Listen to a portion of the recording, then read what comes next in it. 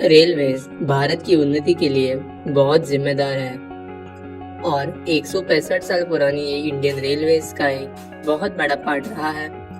मुंबई की local trains 165 साल एक बहुत लंबा समय है और आज मुंबई की लोकल ट्रेन्स जितनी बड़ी हो चुकी है उस मोड़ तक कैसे पहुंची और कुछ इम्पोर्टेंट इवेंट्स इन 165 साल में आज हम इन पर ध्यान देंगे।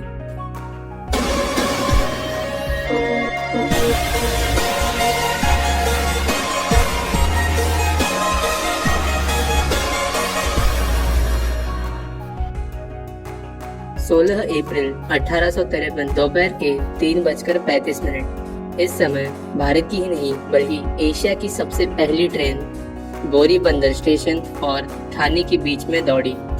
इस ट्रेन को खींचने के लिए 3 भाप से चलने वाले लोकोमोटिव का इस्तेमाल किया गया था और इनमें 14 कोचेस थे और इस मुंबई से ठाणे के बीच के छोटे से सफर को 1 घंटे और 25 मिनट का समय लगता था। तब दिन में सिर्फ 2 ट्रेन सर्विस हुआ करती थी, जबकि आज 2350 ट्रेन रोज सर्विस करती है। अगले ही साल 1854 में इस लाइन को कल्याण तक एक्सटेंड कर दिया गया और उसके बाद 1855 में कल्याण की लाइन को नॉर्थ की तरफ वाशिंद और साउथ की तरफ पड़सधरी तक एक्सटेंड कर दिया गया, जिससे कल्याण पहला जंक्शन बना। अब सीधे 1878 पर जाते हैं। अभी तक दादर बांद्रा मुंबई पुणे लाइंस खुल चुकी थी और परेल, दीवा, मस्जिद, घाटकोपर जैसे स्टेशंस खोल दिए गए थे। लेकिन 1878 इन चीजों के अलावा भी एक और महत्वपूर्ण साल था, क्योंकि विक्टोरिया टर्मिनस का कंस्ट्रक्शन शुरू हो गया और अब हम सीधे 1888 तक जंप करते हैं। अब 3 नए स्टेशन बन चुके थे, जो थे कुर्ला, महालक्ष्मी और करी रोड, और विक्टोरिया टर्मिनस का काम पूरा हो चुका था। अब एक छोटा सा गेम खेलते हैं। अब इस वीडियो को आप पॉज करो और कमेंट में लिखना कि आपको क्या लगता है कि विक्टोरिया टर्मिनस बनाने में कितने पैसे खर्च हुए होंगे। तो जवाब है 16,40,000 रुपए। तब विक्टोरिया टर्मिनस में सिर्फ 6 प्लेटफॉर्म हुआ करते थे। 1918 तक कल्याण की तरफ की लाइन को क्वाड्रुपल कर दिया गया था, यानी 4 लाइंस बन चुकी थी सिर्फ सीएसटी और कल्याण के बीच में। और 1916 में पारसिक टनल, जो 4316 फीट लंबी थी, उसका काम भी पूरा हो चुका था और ट्रेन इनमें से गुजरना शुरू हो चुकी थी। 1920 में सिग्नलिंग सिस्टम को पूरी तरह से इलेक्ट्रिक कर दिया गया और अब इलेक्ट्रिक मल्टीपल यूनिट यानी बिजली पर चलने वाली ट्रेन जैसे लोकल ट्रेन होती है उन्हें शुरू करने की पूरी तैयारी हो चुकी थी। और पहली लोकल ट्रेन वीटी से कुर्ला के लिए 3 फरवरी 1925 को हार्बर लाइन पर चली और इसके लिए सीएसटी के आगे एलिवेटेड ट्रैक बनाया गया और सैंडर्स रोड स्टेशन बनाया गया। 1500 वोल्ट डीसी करंट पर यह ट्रेन चलती थी। इन ट्रेन में सिर्फ 6 कोच थे, लेकिन पैसेंजर्स के बीच में ये ट्रेन बहुत लोकप्रिय हुई। आज सीएसटी से निकलने के बाद मस्जिद स्टेशन को क्रॉस करते ही एक ट्रैक जो किसी फ्लाईओवर की तरह ऊपर की तरफ जाता है, वही वो जगह है जहां पहली बार लोकल ट्रेन चली थी। इसके बाद कल्याण तक इलेक्ट्रिफिकेशन पूरा कर दिया गया, जो साल 1928 में पूरा हो गया और साथ ही साथ हार्बर लाइन पर 4 कोच और सेंट्रल लाइन पर 8 कोच वाली लोकल ट्रेन चलने लगी। लोकल ट्रेन के शुरू होने के कुछ सालों में ही कुछ आइकॉनिक लॉन्ग डिस्टेंस ट्रेन जो आज भी सर्विस में है उनकी शुरुआत की गई थी, जो थी 1929 में शुरू हुई पंजाब मेल एक्सप्रेस, जो बॉम्बे से लाहौर तक चलती थी, जो कि आज सिर्फ अमृतसर तक ही चलती है, और डेक्कन क्वीन एक्सप्रेस, जो पहली बार 1930 में सिर्फ 7 कोचेस के साथ ही चली थी।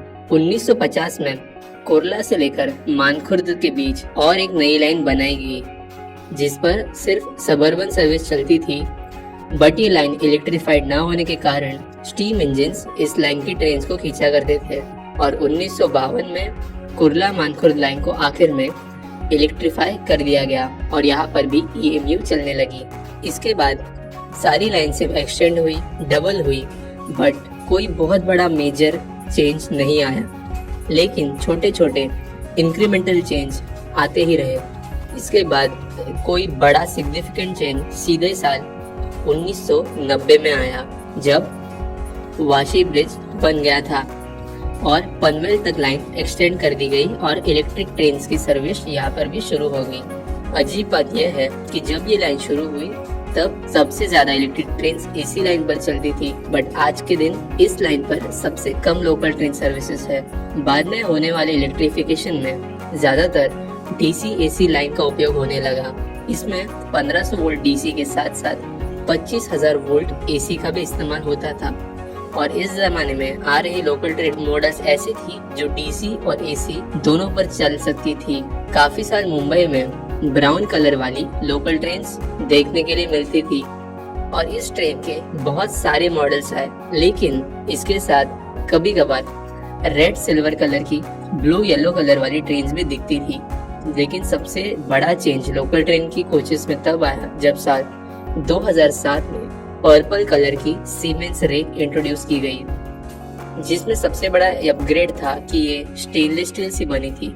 इसमें पॉलीकार्बोनेट सीट्स थे, एयर सस्पेंशन का इस्तेमाल किया गया था और GPS पर बेस्ड पैसेंजर अनाउंसमेंट सिस्टम था। ये ट्रेन जैसे जैसे आती गई धीरे धीरे ब्राउन वाली ट्रेन को कम कर दिया गया और DC ट्रेन को खत्म करने का सफर शुरू हो गया। 2014 में बॉम्बार्डियर कंपनी की नई ट्रेन भी मुंबई की सबअर्बन लाइंस पर दौड़ने लगी और आखिर में 7 जून 2015 को शाम 6:50 को आखिरी 1500 volt DC local train Mumbai CST से कुर्ला के बीच चली। और अगर आप इस ट्रेन में सफर करना चाहते थे तो आपको 10,000 रुपए का टिकट खरीदना पड़ता था। DC लोकल ट्रेन जो 1500 वोल्ट DC पर चलती थी और 1925 में शुरू हुई थी, वो अब अपने 91 इयर्स की सर्विस के बाद आखिर रिटायर हो गई और मुंबई की सारी लाइंस और सारी ट्रेन्स प्योर AC करंट पर चलने लगी, क्योंकि DC के कुछ नुकसान थे जो AC ट्रेन्स में नहीं थे, जैसे कि कम सबस्टेशंस का लगना, ज्यादा स्पीड और ज्यादा ट्रैक्शन और एनर्जी की बचत। मुंबई की लोकल ट्रेन्स अब अपग्रेड होने लगी थी और पास्ट को छोड़कर फ्यूचर की तरफ बढ़ रही थी। दिसंबर 25, 2017 को मुंबई में पहली AC लोकल ट्रेन सर्विस शुरू की गई, जो कि शुरुआत में इतनी पॉपुलर नहीं थी, बट आज रश आवर के समय चर्चगेट से विरार तक चलने वाली इस AC लोकल ट्रेन को अच्छा खासा सपोर्ट मिलने लगा है।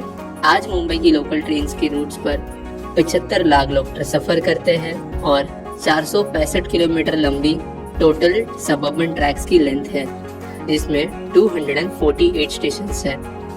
दिन में 2325 लोकल ट्रेन की फेरियां होती है, लेकिन इसके बावजूद भी लोकल ट्रेन बहुत ज्यादा ओवरक्राउड हो चुकी है और इस भार को कम करने के लिए मेट्रो और मोनोरेल सर्विसेज बनाई जा रही है, जो काफी हद तक फ्यूचर में राहत देगी।